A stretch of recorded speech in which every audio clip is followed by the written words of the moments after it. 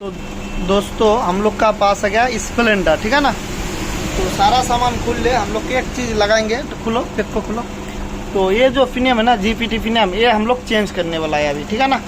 ये बिल्कुल देखने में सही लग रहा है, न्यू भी लग रहा है, मगर चलने से क्या होता है, जैसे 50-60 में चलाते ना, खां खां खां खां आवाज़ आ रहा है। निकालो, ये देखिए। अभी इसका हम MRP भी देखा थे, पहले कम था, थोड़ा ज़्यादा हो गया, अभी उतना दाम भी नहीं है। 285 रुपया, ठीक है ना। 290 मान चले, 300 के आसपास इसका दाम है। 50 रुपया का क्लास पैकिंग लग जाएगा, तो मान चले आपको 350, ठीक है ना। और 100 रुपया हो जाएगा फुल फिटिंग, करीब 500 के आसपास खर्चा है, ठीक है ना। 400-500 रुपया खर्चा है सिर्फ ये लगाने का। दूसरा चीज़ लगाने से फिर ज़्यादा होगा खर्चा।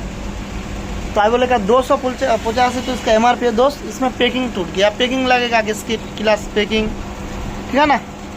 तो ये हो गया नया वाला, ठीक। तो पैकिंग लगेगा, और फुल फिटिंग का तो मुजदरी है 100 रुपया। तो 3 और 1 4, 4.5, ठीक है ना। मान चलो 500 रुपया का आसपास खर्चा है। तो फटाफट से हम लोग निकालो, पुराना वाला निकालो, अब नया वाला को फंसा। देखे सेम है, दोनों सेम है।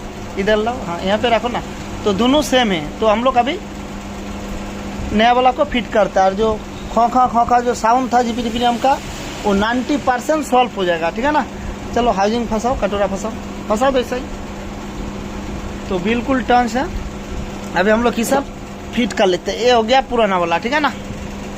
देखने में बिल्कुल से चलाने से चलता, कोई चीज़ का साउंड नहीं, सिर्फ यही चीज़ का साउंड है, थोड़ा सा खां कर रहा है। इसलिए हम बोले जीपीटी फिनियम बदलना पड़ेगा, इसलिए चलो नया लगा देते इसको।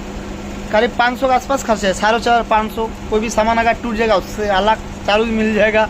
मतलब एक नाट अगर टूट गया तो नाट का 30-40 रुपया दाम है, किलास का या केरंग का वेट का। हो सकता है 8 नंबर का बोल टूट गया, बोल लगेगा 20 का।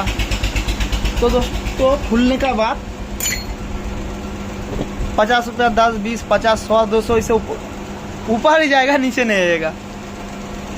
अगर पैकिंग भी बचेगा तो आपको 400 में कंप्लीट होगा। ये जैसा ही किलास गैस्केट, किलास पैकिंग बोलते हैं, टूट गया।